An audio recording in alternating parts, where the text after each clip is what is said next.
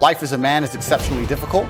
I say the most beautiful and the most terrifying thing about being a man is you're born without value. Society doesn't care about you. You're only going to be cared about based on how useful you are. You have the chance to build yourself up and become a superhero if you're prepared to do the hard work and be indefatigable enough to never quit. But if you're going to stand around and wait for a handout, nobody's going to ever respect you. I think that a lot of people have forgotten about how difficult and how competitive it is as a man. We're always in constant competition with each other. And it's your duty as a man to stand up and say, I want to be as important and strong and good-hearted and God-fearing as possible. And I need to work hard to achieve those things.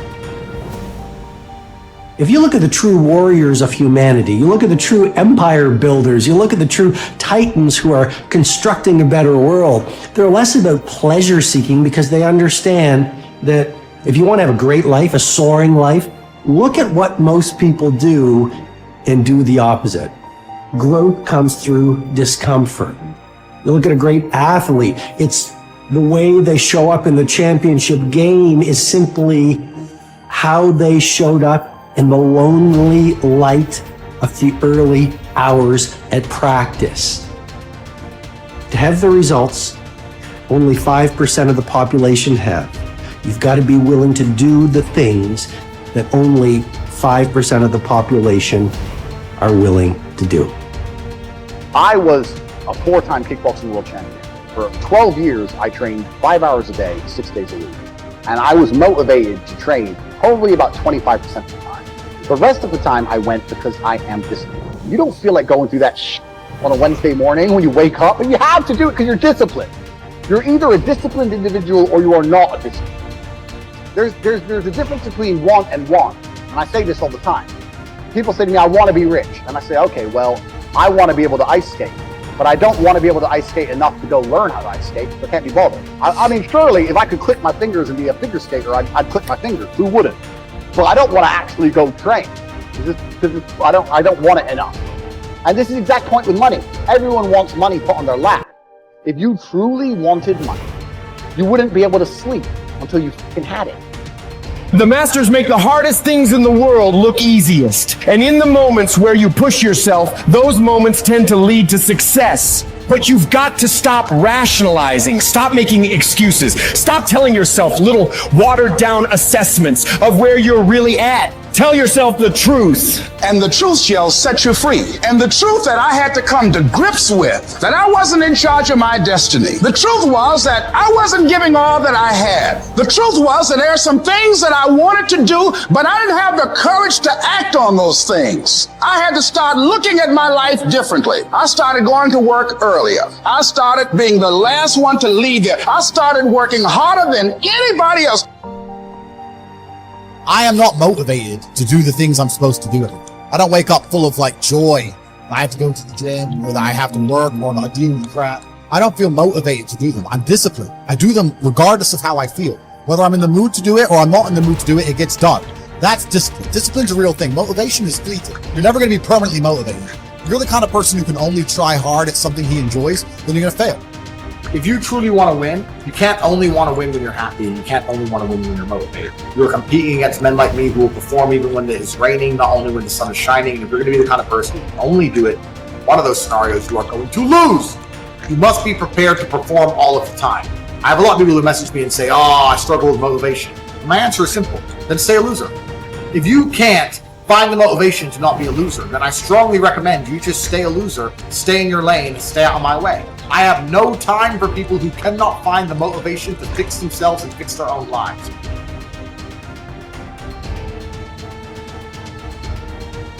If you cannot control your own mind, then you go through life with zero control, zero influence. You can't control anything.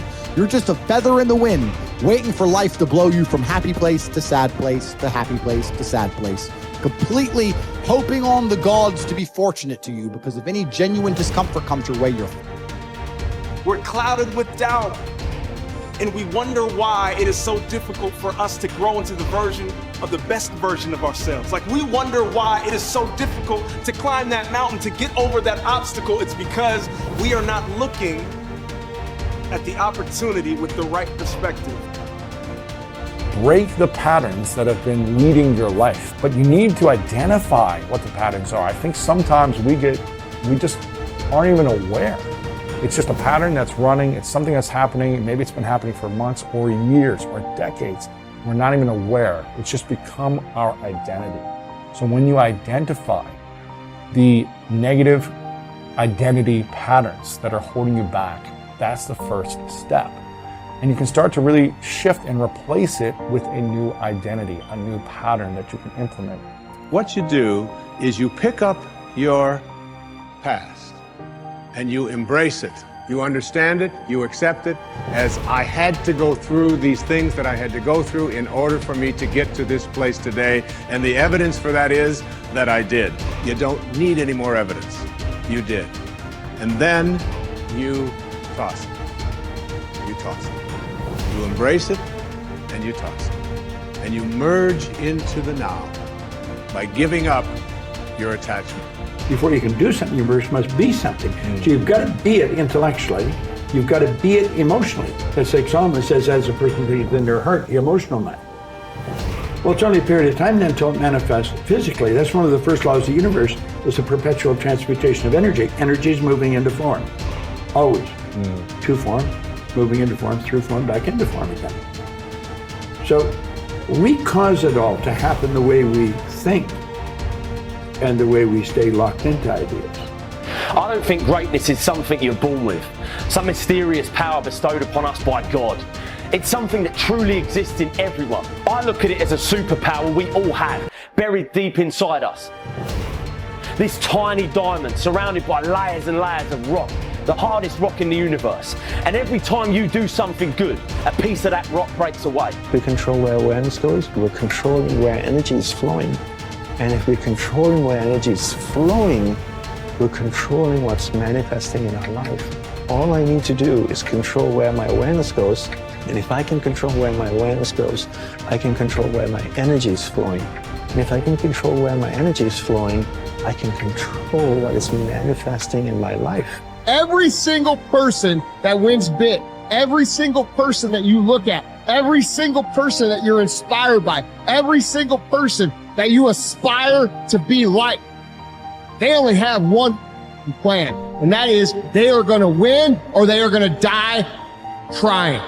You can make your dream into a reality, but it will only take one person to believe that it's possible. It will only take one person to put in the work. That person is you.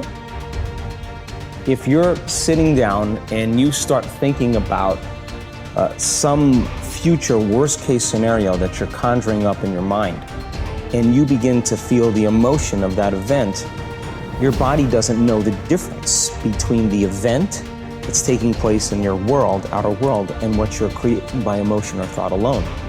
So most people then, they're constantly reaffirming their emotional states.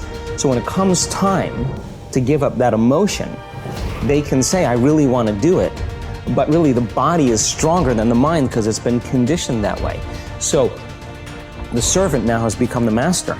And the person all of a sudden, once they step into that unknown, they'd rather feel guilt and suffering because at least they can predict it. Being in the unknown is a scary place for most people because the unknown is uncertain. And people say to me, well, I can't predict my future. I'm in the unknown, and I always say the best way to predict your future is to create it. Not from the known, but from the unknown. What thoughts do you want to fire and wire in your brain? What behaviors do you want to demonstrate in one day? The act of rehearsing them mentally, closing your eyes, and rehearsing the action. Rehearsing the reaction of what you want? Or the action? The action of what you want. By closing your eyes and mentally rehearsing some action. If you're truly present, the brain does not know the difference between what you're imaging and what you're experiencing in 3D world. So then you begin to install the neurological hardware in your brain to look like the event has already occurred. Now, your brain is no longer a record of the past. Now it's a map to the future. And if you keep doing it, priming it that way, the hardware becomes a software program. The law of expectation says that your expectations tend to become your own self-fulfilling prophecies. In other words, what you expect to happen usually does. And if your expectations are based on false information, so you have false expectations, that's what will happen anyway.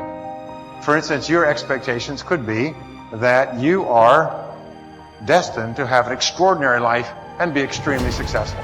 is that no matter what happens, it's all part of a learning process that is leading you inevitably to great success, happiness, and accomplishment. And if you absolutely expect that to be true, if that's your fundamental belief, then over time that will become true. You'll be able to throw off the ups and downs of life. You'll be able to ignore the negative influences around you. If you confidently expect to be a great success, then by gum, you sure will be. No matter what people tell you, you just say, well, it'll be all right. Everything will work out fine. And we know that an attitude of confident expectation is a hallmark of highly successful people. They just expect to succeed more than they fail. They expect to be liked by others more often than they're disliked.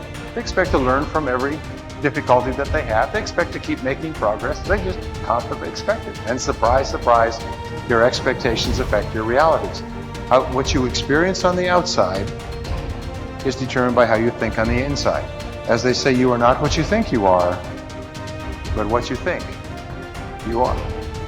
In the Bible it says, as a man thinketh in his heart, which means in his subconscious mind, way down deep, so is he. According to your faith, it's done unto you, and so on.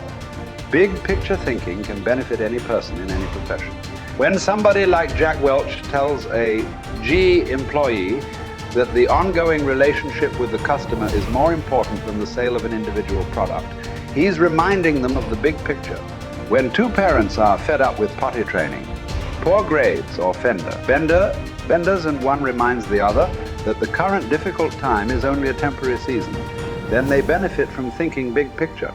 You have to think anyway, so why not think big? Big picture thinking brings wholeness and maturity to a person's thinking. It brings perspective. It's like making the frame of a picture bigger in the process, expanding not only what you can see, but what you are able to do. Big picture thinkers are never satisfied with what they already know. They are always visiting new places, learning new skills. And because of that practice, they often are able to connect the unconnected. They are lifelong learners. To help me maintain a learner's attitude, I spend a few moments every morning thinking about my learning opportunities for the day.